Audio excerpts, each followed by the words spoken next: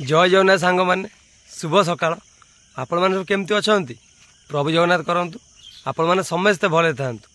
तो सांग मैंने जदि जेकोसी गोटे एग्जाम खराब हो जाऊँगी तो आपण मैंने मन दुख करतुनि कहीं कि भाई भौणी मैंने काली कमेंट मध्यम कही कि भाई आमर एज पलैला कि घर परिस्थिति भल ना भगवान भी आमको साथ दौना तो से बारंबार बारंबार आम हारी चलुचे किंतु सांग मैंने मुझे एक कथा कह चाहिए सफलता कई हेले भी थरक आगे पाई ना बारंबार हारिबा पड़े बुझे कि बारंबार हारिबा पर ही सफलता मिलता है बुझे कि गोटे आईएएस एग्जाम रे गोटे इंटरव्यू रे 10टा पिला 10टा पिला को 10टा कोलप आ 10टा चाबी नेता दिगला आ कहगला कि आपण मैंने ताला खोलतु सब पिला मैंने ताला खोले केवल गोटे पिलार प्रथम चाबी ही ताला खोलला बाकी 9 जनकर कार शेष चाबी खोलला बुझले कि कार लास्ट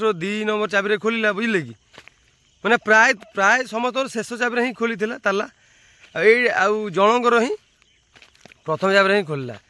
तो सांग मैंने आप जानी आप निजे भी जदि आप कौन कोलप खोलिया दिखाई थो आप चाबी चिन्ह नथिबे आप देखिए सब शेष चाबी ही ताला खोलते सांग मैंने बुझले कि सेमती सफलता एका थरके मिल न था गोटे दिन में मिले ना कि गोटे दिन में ही मिले किंतु सांग मैंने एका थरके मिल न था बारंबार हारिबा पर ही सफलता मिलता है। तो सांग मैंने डिमोटिव होबार प्रश्न ही उठुनी कहीं केते प्रकार एग्जाम सांग मैंने आसूसी ओडिशा गवर्नमेंट हो कि सेंट्रल गवर्नमेंट हो चाकरी अनेक आसूसी बुझले कि बास मेहनत कर चलले फल आज ना काले मिलिबो किंतु मिलिबो बुझले कि आउ गोटे कथा सांग मैंने मोबाइल आप मोबाइल यूज कर माने ठीक बाट सांग मैंने यूज करूँ जब मोबाइलटा मुझे कहूनी खराब जिन मोबाइल द्वारा आम सब इंपोर्टाट जिन जापर कि पाठ पढ़ी पारे किंतु मोबाइल ठीक व्यवहार आज्ञा करूँ माने कष्ट कर रिचार्ज कर इंस्टा वीडियो देखा आ यूट्यूब मारी यार फिल्म देखा बुझे कि आधे टाइम नष्ट कर लाभ हो सांग मैंने ना आम निजर ही क्षति आम से जापारे किंतु समय गोटे एमती जिनस धीरे धीरे धीरे धीरे गड़ी जी आप जापारे बुझे कि केत सकाल हो राति हो निजे भी जापार नथिबे बुझे कि समय गोटे बहुत मूल्यवान जिन सांग मैंने माने थरे हाथ रू गला मिलवा चान्स ही नहीं सांग मैंने जो भाई भौणी मैंने समय बर्तमान हरे देती से मैंने ही जानी समय मूल्य कौन सांग मैंने किसी भाई मैंने कौन भाई कहते कि आउ ये जो जॉबटा बाहर आर बयसर एज रिलैक्सेशन मिलूँ कि कहीं से से बुझीपार सांग मैंने एज रूल्यटा कौन कि आम पाखे बर्तमान एज अच्छी आम जापारे बुझे कि बर्तमान आम बयस से आम जो मैं जो लोक मैंने भल कथा कहे आमको से खराब लगे सांग मैंने ये बर्तमान जोटा खराब जिनस से आम भल लगे बर्तमान समय सांग मैंने से तो सांग मैंने डिमोटिव होर प्रश्न उठुनी जदि कौन एग्जाम खराब हो जाऊँगी से कभी खराब है मन दुख करेंगे पढ़ा कंटिन्यू करेंगे बुझे गोटे माने गोटे ये रुटीन गोटे सांग मैंने करदे कि पूरा मोर जहाँ होना कहीं मोर राति पाइले मोर एति काम करार अच्छे ए समय पढ़ार अच्छी एत समय फिजिकाल करार अच्छी एति समय घर लोक साहय करार अच्छी यही समय मोर यही काम पूरा माने रुटीन करदे बुझे कि रुटीन करदे पूरा जिते दुख जमी आम कौन देखुचे खाइबा आम बंद कर कि ड्रेस पिंधा बंद कर कि ना आम लाइफ आम डेली रुटीन करुचे ना से ही पाठ पढ़ा फिजिकाल आपको भी आम समय बाहर कर सबुदिन कराया पड़ो बुझे कि सांग मैंने मुझे मानुची सक्सेस माने मिलियो लेट हो मिल आप भावे सक्सेस मत मिलनी सक्सेस मिल निहाती मिल आज ना काली मिल कि मिल आपण मैंने जदि सठिक भाव में हार्डवर्क करते बुझे कि आप दिन दिन सक्सेस पाइबे आम शुणी कर्म ही भगवान आप कर्म कर चलतु आज ना काली पाइबे लोक पिला तो अच्छा माने शेष सुजोग ही सक्सेसफुल होती कहीं से हारिया पर भी मेहनत करुँच केवल हार मानुना बुझे कि से मैंने सक्सेस पाँच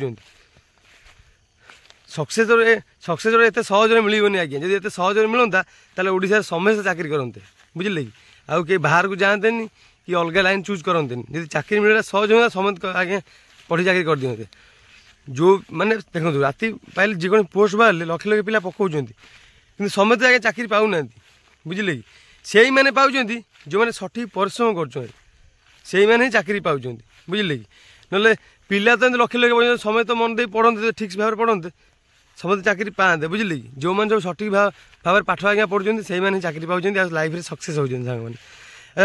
ସାଙ୍ଗରେ ମୁଁ ସବୁବେଳେ ଆପଣ ଆଗରୁ କହିଛି ଏବେ ବି କହୁଛି କେବଳ ଚାକିରି କଲେ ଜୀବନରେ ମାନେ ସକ୍ସେସ୍ ହେବା ଏଇଟା ମୁଁ ଆଗରୁ କେବେ ବି କହିନି ଆପଣଙ୍କୁ ଏବେ ବି ମୁଁ କେବେ ବି କହିବି ବି ନାହିଁ। କାହିଁକିନା ଦୁନିଆରେ ବଞ୍ଚିବା ପାଇଁ ଅନେକ ରାସ୍ତା ଅଛି ବୁଝିଲେ କି। ସବୁବେଳେ ମୁଁ ଆଗରୁ ଆପଣଙ୍କୁ କହିଛି ଯଦି ଆପଣ ପାଠ ଟିକେ ଭଲ ହେଉନି କିଛି ଅସୁବିଧା ନାହିଁ ଆପଣ ବିଜନେସ୍ ଲାଇନ୍ରେ ଯାଇପାରିବେ କିଛି ଅନ୍ୟାନ୍ୟ କାମ ବି କରିପାରିବେ ବୁଝିଲେ କି। ଦୁନିଆରେ ବଞ୍ଚିବା ପାଇଁ ଅନେକ ରାସ୍ତା ଅଛି କେବଳ ପାଠ ପଢ଼ି ଚାକିରି କରି ବଞ୍ଚିବ ସେଇଟା ନୁହଁ ବୁଝିଲେ କି। ଯେଉଁଟା ଆପଣଙ୍କୁ ଭଲ ସାଟିସ୍ଫାଏ ଲାଗୁଛି କି ନାହିଁ ମୁଁ ଏଇ କାମ ପାଇଁ ମୋତେ ଭଲ ଲାଗୁଛି ଏଇ କାମ କରିବି ବୁଝିଲେ କି। ସକ୍ସେସ୍ ପାଇଁ ଦୁନିଆ ସବୁ କିଛି ଅଛି ବାସ୍ ଲାଇଫ୍ରେ ସକ୍ସେସ୍ ହେବା ଦରକାର। ଯେକୌଣସି କାମ କରନ୍ତୁ ଲାଇଫ୍ରେ ସକ୍ସେସ୍ ହେବାର ଅଛି। ଆପଣଙ୍କୁ ଦେଖେଇଦେବାର ଅଛି କି ମାନେ ଆପଣଙ୍କୁ ଦେଖେଇଦେବାର ଅଛି କି ମୁଁ ବି ଏମିତି କାମ କରି ବାପାଙ୍କୁ ଖୁସି ରଖିପାରିଛି ମୋର ମାସକୁ ଏତେ ଇନକମ୍ ହେଉଛି ଆମର ଘର ଦ୍ୱାର ଅଛି ଗାଡ଼ି ସବୁ ଅଛି ବାସ୍ ସେମିତି ସେତିକି ଆମର ଆପଣଙ୍କୁ କରିବାର ଅଛି ବାସ୍ ବାପା ବୋଉଙ୍କୁ ଖୁସି ରଖିବାର ଅଛି। ଆମକୁ ମାସକୁ ଏତିକି ଟଙ୍କା କମେଇବାର ଅଛି କି ଆମ ଫ୍ୟାମିଲିକୁ ଖୁସି ରଖିବାର ଅଛି ବାସ୍।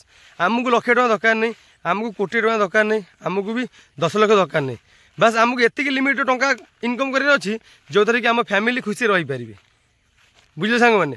ତ ଡିମୋଟିଭ୍ ହେବାର ପ୍ରଶ୍ନ ଉଠୁନି ମନ ଦେଇ ପାଠ ପଢ଼ନ୍ତୁ କାହିଁକିନା ଆଗକୁ ତ ଅନେକ ପୋଷ୍ଟ ଆସୁଛି ଆପଣଙ୍କୁ ଆଗରୁ ବି କହି ଆସିଛି ଏବେ ବି ମୁଁ କହୁଛି ମନ ଦେଇ ପାଠ ପଢ଼ନ୍ତୁ ସାଙ୍ଗମାନେ ସକ୍ସେସ୍ ମିଳିବ ବୁଝିଲେ କି।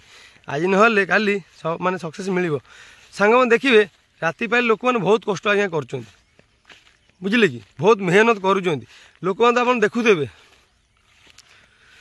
ଗୋଟେ ବାଇଆ ଚଢ଼େଇ ବସା ଆପଣମାନେ ଦେଖନ୍ତୁ ସିଏ କେତେ କଷ୍ଟ ଆଜ୍ଞା କରି କେଉଁଠୁ କାଠି ଗୁଟା ସଂଗ୍ରହ କରି କେମିତି ଦେଖିଥିବେ ଝୁଲା ଭଳିଆ ମାନେ ଘର ତାର କରିଥିବ ସିଏ ଆପଣ ନିଜେ ଦେଖିଥିବେ ସାଙ୍ଗମାନେ। ସେ ପରିଶ୍ରମ କରି କରି କରି କରି କରି କରି ଶେଷରେ ଯେଉଁ ଘରଟା ବନେଇ ଦିଏ ସେ ସେଇ ଛୋଟ ଛୋଟ କାଠି ଗୁଟା ସଂଗ୍ରହ କରି ସେ ଶେଷରେ ଯେଉଁ ଘରଟା ବନେଇ ଦିଏ ସେ କେତେ ସୁନ୍ଦର ଦେଖାଯାଏ। ଆଉ ଯେତେ ବର୍ଷା ବାତ୍ୟା ଯାହା ହେଲେ ବି ସେ ବର୍ଷା କେବେ ପଡ଼ିନଥାଏ। ଯେଉଁ ଜାଗାରେ ଆପଣ ଗଛଟା ହାଣିବେ ସେଇଦିନ ହିଁ ସେ ବର୍ଷା ପଡ଼ିବେ ନହେଲେ ସେ ବର୍ଷା ସେମିତି ଥିବ କାହିଁକିନା ସେ ବହୁତ ଦେଖନ୍ତୁ କେତେ ମେହନତ କରି ସେ ବର୍ଷାଟା ଗଢ଼ିଥାନ୍ତି ବାୟା ଚଢ଼େଇମାନେ ଆପଣ ଜାଣିଥିବେ ଭଲ ଭାବରେ। ତ ସାଙ୍ଗମାନେ ସଫଳତା ମିଳିବ କିଛି ଅସୁବିଧା ନାହିଁ କିନ୍ତୁ ଆମେ ଆମର କର୍ମ କରିଚାଲିବା ବୁଝିଲେ କି। ଆଉ ହାରିବାର ଚାନ୍ସ ନାହିଁ ଗୋଟେ ଜିନିଷ ବାରମ୍ବାର ଜିତନ୍ତି ସେଇମାନେ ସାଙ୍ଗମାନେ ଯିଏ ବାରବାର ହାରନ୍ତି। ମୁଁ କହୁଛି ଲାଇଫ୍ରେ ଯିଏ ହାରିନି ସେ ଜିତିନି ସାଙ୍ଗମାନେ। ଯେଉଁମାନେ ଜିତିଛନ୍ତି ତାଙ୍କୁ ପଚାରିବେ ଲାଇଫ୍ରେ ଯେଉଁମାନେ ସକ୍ସେସ୍ ପାଇଛନ୍ତି ତାଙ୍କୁ ପଚାରିବେ ସେ ତାଙ୍କ ଦୁଃଖଟା କହିବେ କେତେ ସେ ହାରିଛନ୍ତି। ଆପଣ ସକ୍ସେସ୍ କଥା ପଚାରିବେନି ଆପଣ ପଚାରିବେ ଭାଇ ଆପଣ ଯେଉଁ କୁହନ୍ତୁ କେତେ ମେହନତ କଲା ପରେ କେତେ ଥର ଇଣ୍ଟରଭ୍ୟୁରେ ହାରିବା ପରେ ମାନେ ଫେଲୁଅର୍ ହେଲା ପରେ ଆପଣ ସକ୍ସେସ୍ ପାଇଛନ୍ତି। ସିଏ ଆପଣ ତାଙ୍କ ଷ୍ଟୋରି କହିବେ ବା ରିଅଲ୍ ଷ୍ଟୋରି କହିବେ ଦେଖିବେ ସିଏ କ'ଣ କହିବେ କେତେ ଥର ସେ ହାରିଛନ୍ତି ତାପରେ ସକ୍ସେସ୍ ପାଇଛନ୍ତି ସାଙ୍ଗମାନେ। ସଫଳତା ସାଙ୍ଗମାନେ ଥରକରେ ମିଳେ ନା ବାରବାର ହାରିବା ପରେ ସଫଳତା ସାଙ୍ଗମାନେ ମିଳିଥାଏ ବୁଝିଲେ କି। ସାଙ୍ଗମାନେ ଆପଣ ଜୀବନର ବଡ଼ ମୋଟିଭେସନ୍ କ'ଣ ଜାଣିଛନ୍ତି ଯେତେବେଳେ ଆପଣଙ୍କୁ ଲାଗିବ ମୁଁ ପାରିବିନି ବୋଲି ସେତେବେଳେ ଆପଣ ଥରେ ବାପା ମାଆଙ୍କ କଥା ମନେ ପକାଇବେ। ଆପଣ ସେତିକିବେଳେ ଆପଣ ଜାଣିପାରିବେ କି ନାଇଁ ମୋତେ ଏଇ କାମରେ ଆଗକୁ ଯିବାର ଅଛି କି ମୋତେ ହାରିଯିବାର ଅଛି। ଆପଣ ନିଜେ ଦେଖିବେ ତାପରେ ଆପଣ ନିଜେ ବାପା ମାଆଙ୍କୁ ଦେଖିଲା ପରେ ଆପଣ ନିଜେ ଲାଗିବ କି ନା ଯେତେ ଦୁଃଖ କଷ୍ଟ ମୁଁ ନ ଖାଏ ମାନେ ପାଣି ନ ଖାଇ ନ ପିଇକି ପାଣି କି ନୂଆ ପୋଷାକ ନ ପିନ୍ଧିକି ବି ଯେତିକି ପଇସା ମୋ ପାଖରେ ଅଛି ମୁଁ ସେଇଥିରେ ବି ପଢ଼ା କାର୍ଯ୍ୟ ଲଗେଇକି ବି ମୁଁ ସକ୍ସେସ୍ ପାଇବି ବୁଝିଲେ କି।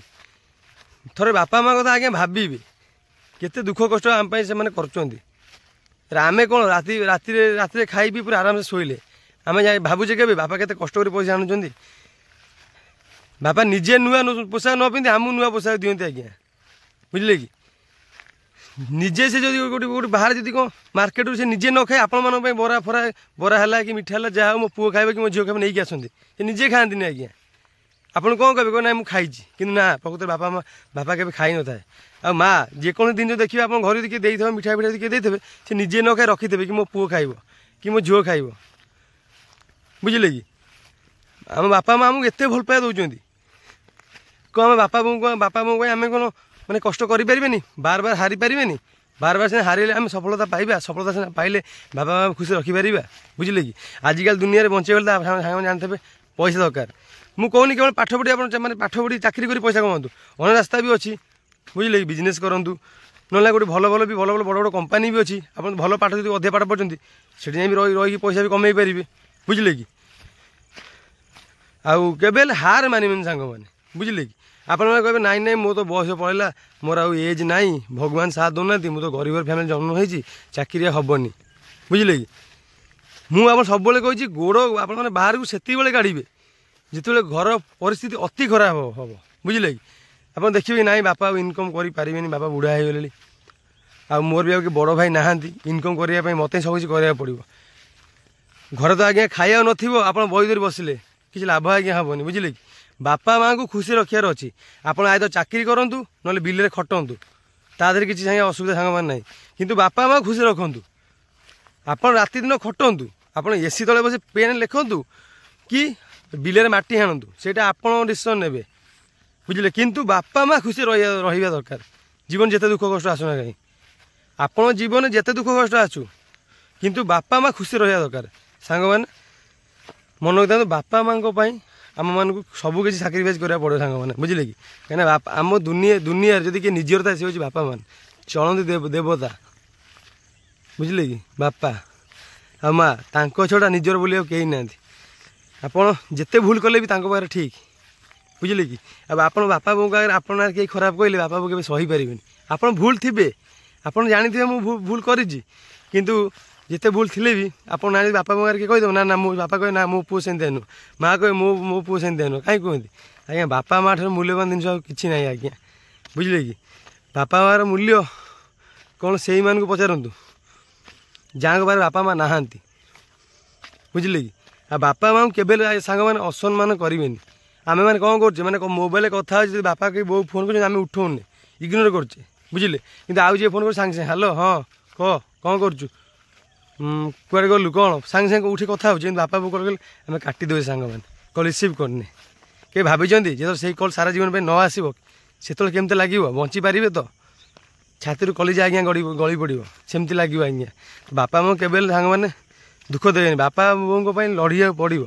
ଆଇଦର ଚାକିରି କରନ୍ତୁ, ଆଇଦର କେଉଁଠି ବାହାରେ ଖଟନ୍ତୁ, ଆଇଦର ଗୋଟେ ବିଲରେ କାମ କରନ୍ତୁ, କିନ୍ତୁ ବାପା ମାଆଙ୍କୁ ସବୁବେଳେ ଖୁସିରେ ରଖିବେ ସାଙ୍ଗମାନେ, ଜୀବନ ଯେତେ ଦୁଃଖ ଆସୁନା କାହିଁକି। ଆଉ ଯେକୌଣସି କାମ ଆପଣ କରନ୍ତୁ, ପାଠ ଯଦି ପଢ଼ୁଛନ୍ତି କଣ୍ଟିନ୍ୟୁ ପଢ଼ନ୍ତୁ, ଯେକୌଣସି କାମ କରୁଛନ୍ତି କରିଚାଲନ୍ତୁ। ବୁଝିଲେ କି? କାହିଁକିନା ସକ୍ସେସ୍ ଏକା ଥରକେ ମିଳେ ନା, ବାରମ୍ବାର ହାରିବା ପରେ ସାଙ୍ଗମାନେ ସକ୍ସେସ୍ ମିଳିଥାଏ।